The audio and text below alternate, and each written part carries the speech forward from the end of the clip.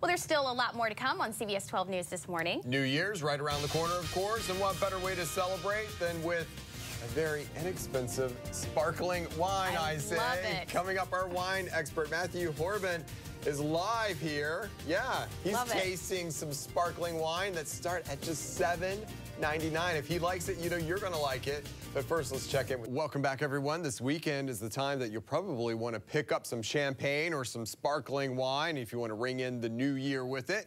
But you don't have to spend a lot of money on your bubbly and still have a good time. Our wine guy, Matthew Horbund, is here with a selection of sparkling wine that starts under 13 bucks. I can't believe this. All right, so first off, what is the difference between champagne and sparkling wine? The main difference between champagne and sparkling wine is champagne actually comes from Champagne, France. Different ground, different soil, different preparation, and different grapes. And very expensive, usually. Not always. We're going to have some options later on that are under 40 bucks, but usually you're running 50 to 100. It's more expensive than the sparkling wines that, and my palate tastes the same as champagne. Understood. So what is your first selection? My first selection is Gruet. Gruet actually started out as a champagne house, and in the 70s moved to New Mexico, which is amazing that this comes from New Mexico.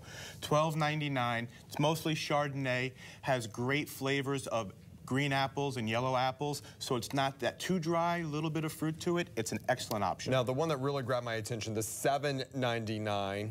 Tell us about that one. $7.99. $7.99. It's a cava, so it comes from Spain. It's Conde de Queralt, and it's a little bit more dry and a little bit more tart than perhaps the other options. This is something that's great if you don't like too much sweetness, or if you're going to make a mixer with mimosa. You get a bad hangover for a $7.99 sparkling wine? Not at all. Not at all. I mean, hangovers are something if you overindulge, in my opinion. And the last one we have, $12.99. $12.99. It's a Prosecco, Luna d'Or. It's amazing. It has these light melon and peach notes, good bubbles. It's a lot of fun.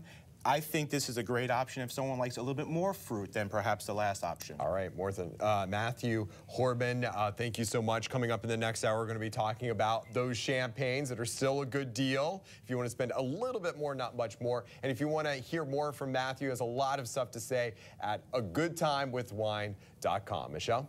Thank you. You can also find him on Twitter as well and get those tips.